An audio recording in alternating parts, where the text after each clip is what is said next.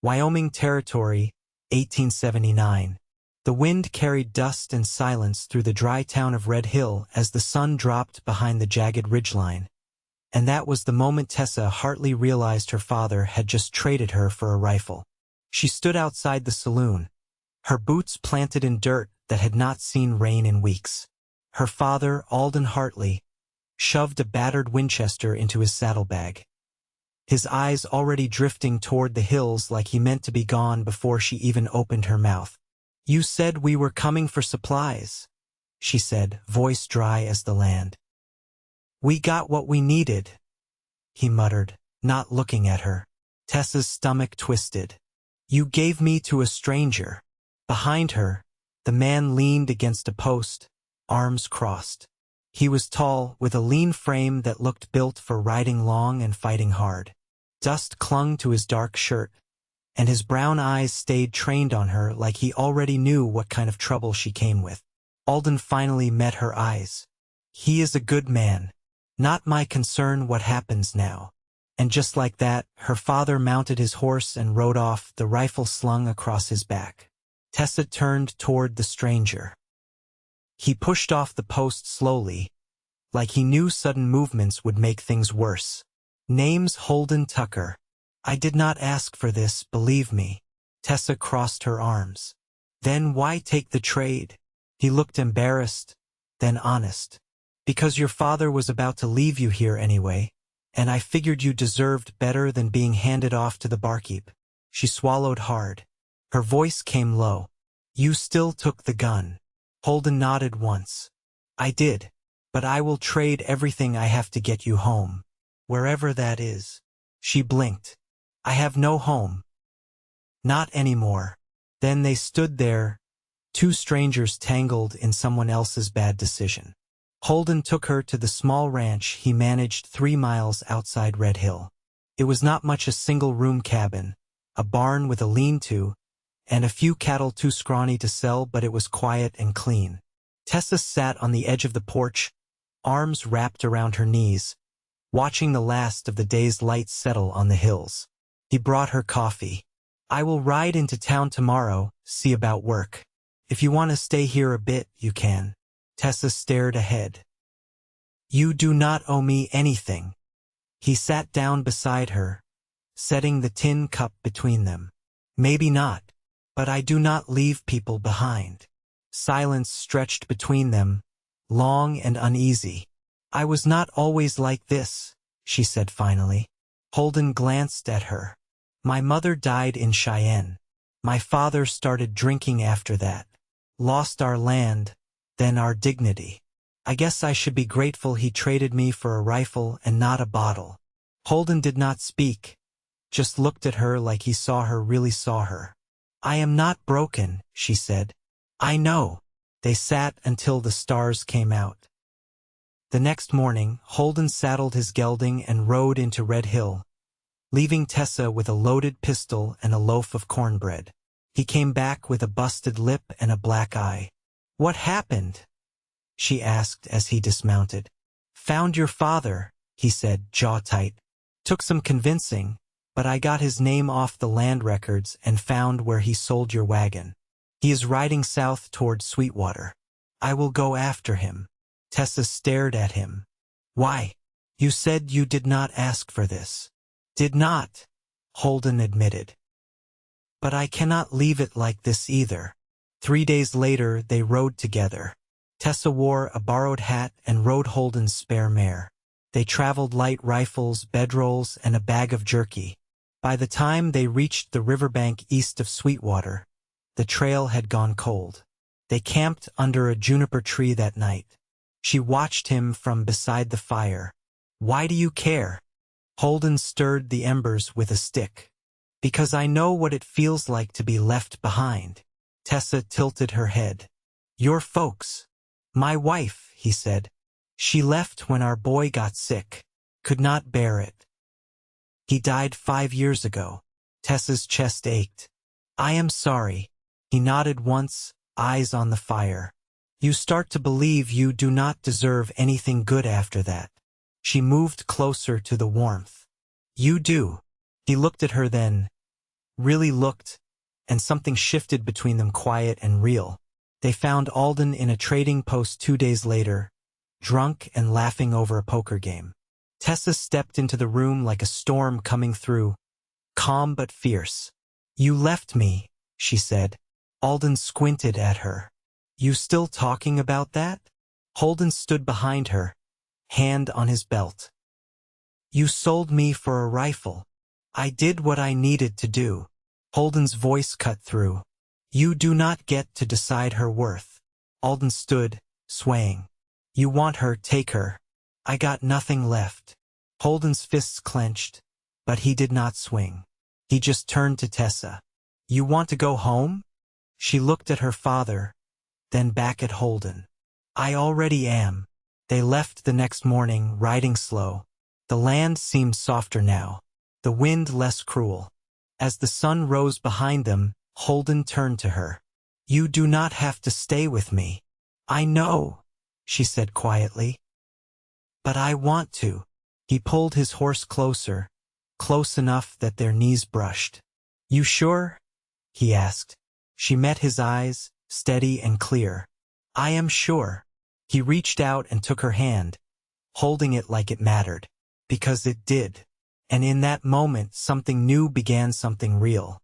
Not because someone had traded a rifle for a girl, but because a man had traded everything to bring her home.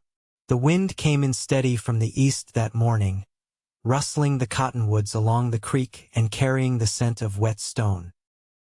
Snow had melted early in the high country, and the swollen water rolled fast through the valley, tugging at the banks.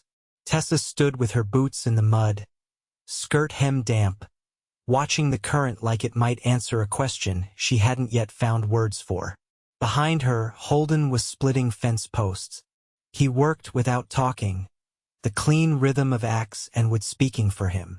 His shirt clung to his back with sweat. He hadn't asked her to help, and she hadn't offered, but she stayed close anyway. The silence between them had taken on a kind of comfort, something settled, not lacking. "You ever think about leaving?" she asked without turning. He paused, axe still in hand. "Used to. Not lately." Tessa drew a slow breath. "I don't know what I'd do.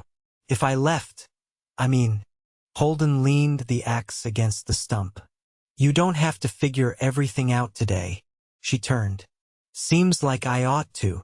He walked over, wiping his hands on a strip of canvas. "You feel like you've got to prove something?" "Feels like the world expects me to." "Let it expect." He picked up a post and carried it to the fence line. "You're not here for the world." Tessa followed him, arms crossed. "Then what am I here for?" Holden knelt, lowered the post into the hole he'd dug earlier. "You're here 'cause you didn't run when it got hard. You stayed. That's more than most." She watched him pack dirt around the base with the heel of his boot. "I didn't know where else to go." He looked up at her. "Don't think that's why you stayed." She didn't reply. Instead, she picked up the next post and brought it to him. That night, she fried salt pork and beans over the stove while Holden shaved by lamplight. The cabin smelled of smoke and bacon fat, and the window glass shivered faintly in the wind. "You always live alone?" she asked, sliding a tin plate onto the table. He set down the razor. "Since the boy passed. Before that we were near Rollins. Had a house with a porch and a garden." She sat across from him. "You miss it." He spooned beans onto his plate. "Not the house. Just the sound of someone else stirring in the next room. That quiet you get when you know you're not alone." Tessa studied her food. "I never had quiet like that growing up. Not once." Holden took a bite, chewed slow. "Well, you've got it now. Whether you want to keep it's up to you." Later, they sat on the porch with the stars clear above them, the cattle lowing softly in the distance. Tessa pulled a blanket around her shoulders, and Holden handed her a mug of chicory. They didn't speak for a long time. Then she said, "You think it's possible to start over? Not just pretend things didn't happen, but actually build something better. He sipped his drink. Ain't nothing easy about it, but I think it's possible. If you've got the grit. Tessa looked out at the dark line of trees. I've got grit. I just don't know if I've got direction. Holden's voice was low. That comes with time. And choice. She turned to him. You think you and I could make something that holds? He didn't smile, just looked at her like the answer was already sitting between them on the porch. Only way to find out, he said, is to stay. She reached for his hand then, her fingers finding his like they belonged there. He didn't pull away, and in the hush of the Wyoming night, with the stars wearing their silence like armor, they sat together, two people worn thin by life, but not broken. Not anymore.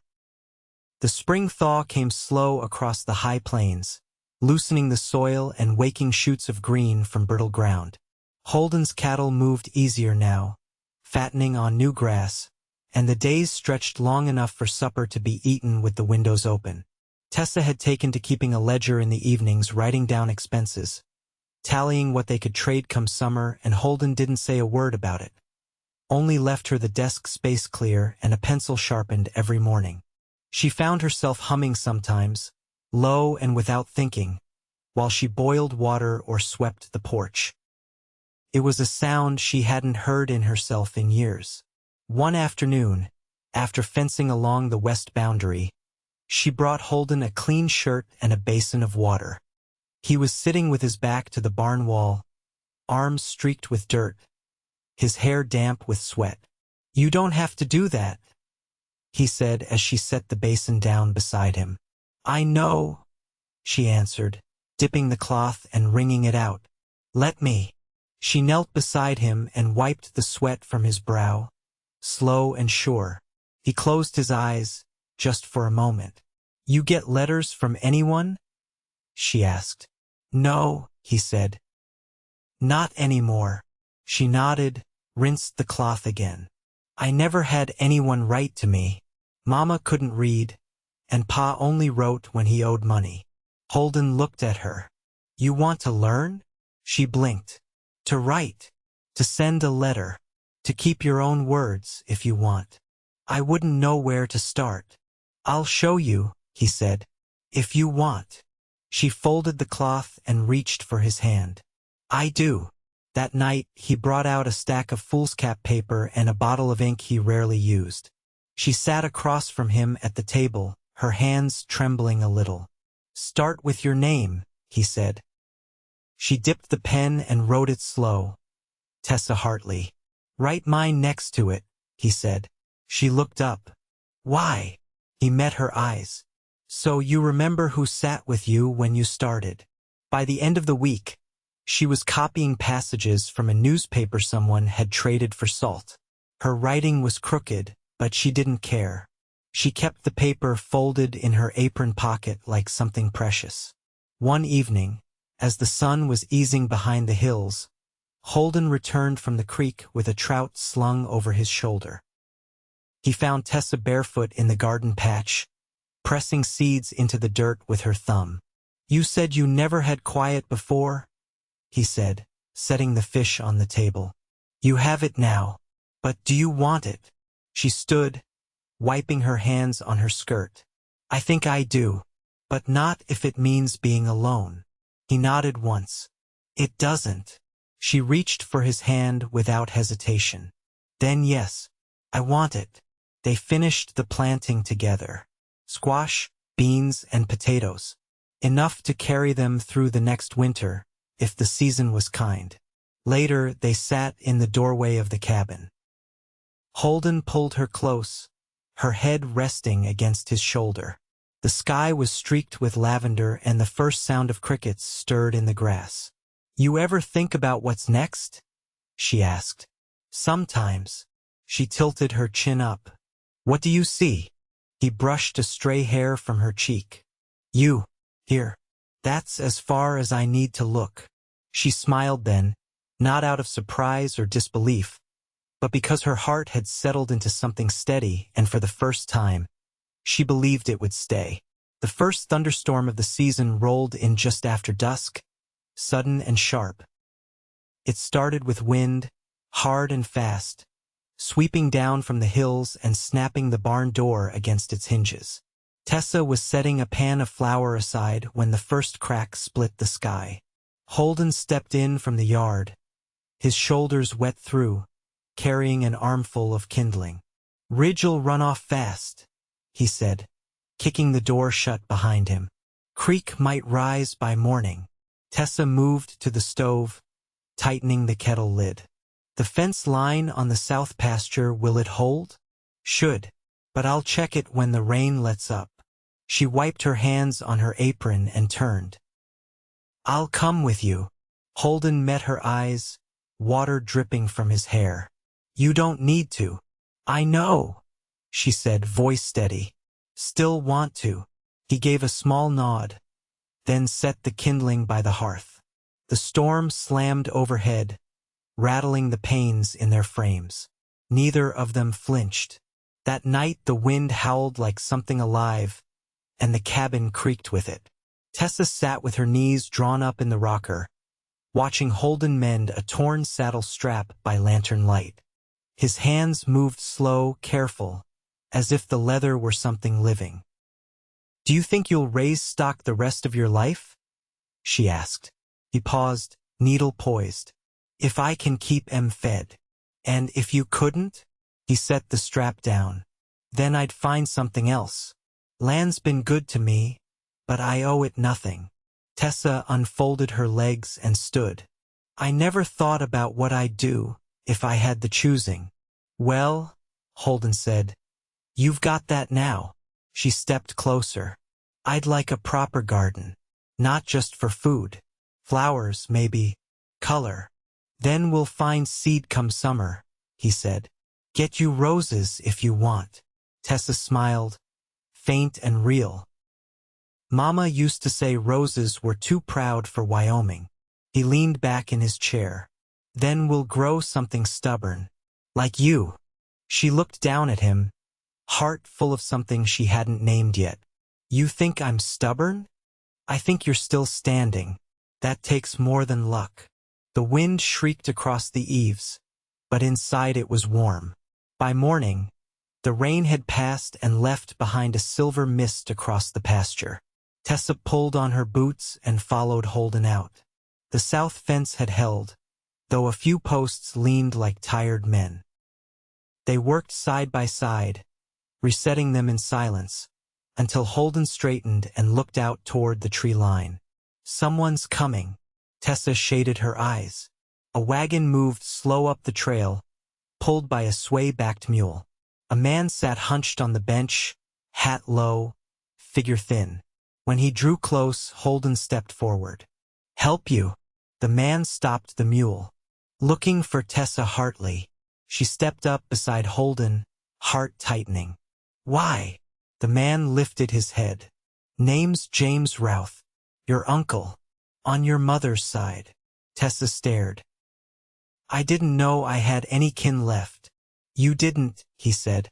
"Not till your father came through Fort Bridger 2 weeks back. Said you were lost." Her voice came low. "He gave me away." "I don't doubt it." Man smelled like he'd been drinking kerosene. Routh looked her over. "You look like your mama." "She was my sister. I came to see you had what was right." Holden rested a hand near his belt. "What's that mean?" Routh reached into his coat and pulled out a folded paper. "Her wedding band. I had it after she passed. Didn't know where you were till now." He handed it to her, small, plain, worn smooth. Tessa held it in her palm, eyes stinging. "Thank you," she said. Routh nodded. "I'll be heading north again. Just wanted you to have it. If you need a place, you can find me near Evanston." She looked at Holden, then back at Routh. "I have a place." When the wagon turned back down the trail, Tessa stood a long while, the ring still in her hand. "Want me to put it away?" Holden asked. She shook her head. "I'll wear it." He raised a brow. "Not for what it was," she said. "For what comes next." That night, as they readied for bed, she lit the lamp and turned to him. "Is it strange," she said, "that I don't feel like a guest here anymore?" Holden looked up from where he sat unlacing his boots. "You're not." She crossed the room and sat beside him. "Then what am I?" He touched her wrist, gentle. "Whatever you want to be. But if it's mine, I'd be glad." She leaned in, resting her forehead against his. "Then I'll be yours." And in the quiet that followed, with the storm gone and the tracks of it washed clean from the earth, they lay down together, two people who had been shaped by loss, but were no longer defined by it. Not anymore. By midsummer the heat hung low and heavy, and the dust on the trail between the house and barn turned pale as bone. Tessa had taken to tying her hair up in a red kerchief while she worked, her skin browned deeper with each passing day. She moved with a quiet confidence, now her shoulders straighter, her steps sure. Holden noticed it, though he didn't say so. He simply kept pace beside her. Whether they were hauling water to the troughs or laying fresh lime on the chicken coop floor, they'd fallen into a rhythm that didn't need explaining. One afternoon, as the sun leaned westward and the wind carried the scent of warm pine, Tessa paused at the fence line by the orchard row. Holden was mending the latch on the gate, his shirt sleeves rolled and his hat tugged low. She rested an elbow on the top rail. "How'd you learn to fix everything?" He gave the bolt a final twist. "Watched my grandfather as a boy. He said anything worth keeping was worth knowing how to mend." She tipped her head. "Is that why you kept this place?" Holden stood and wiped his hands. "Part of it. Other part was I didn't know where else I'd belong." Tessa studied him a long moment. "And now?" He met her gaze. "Now I do." She glanced down, quiet for a beat. "I was thinking about filing for the land across the creek. The claim's still open, and I could run a separate garden over there. Sell to the boarding houses in town." Holden nodded slowly. "You want to keep your own name on it?" "I think I do," she said. "But I want to come home here at night." He stepped closer. The roughness in his voice softened. "Then we'll make sure that's yours too." They stood without speaking as the breeze moved the leaves above them, and the quiet between them felt like something sacred, something earned. A week later, they rode into Red Hill together. Tessa wore a calico dress she hadn't touched since arriving, and Holden had trimmed his beard short. They tied the horses near the land office and walked the dusty boardwalk side by side. No one stared. No one whispered. The town had shifted somehow, maybe because she no longer carried the look of a woman waiting to be discarded. Inside, she signed her name with a steady hand. Holden didn't offer to help, and she didn't need him to. When it was done, the clerk handed her a folded paper and tipped his hat. Back outside, she turned to Holden. "Thank you for letting me do it my way."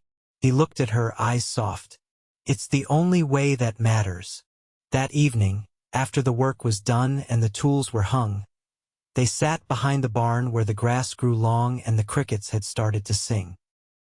Tessa leaned back on her elbows, watching the sky change color. "I thought when I left Cheyenne I'd never want to plant roots again," she said. "I thought anything I built would just get taken." Holden stretched out beside her. "Nothing's taken from you now." She turned toward him. "I know that, but it took you to show me."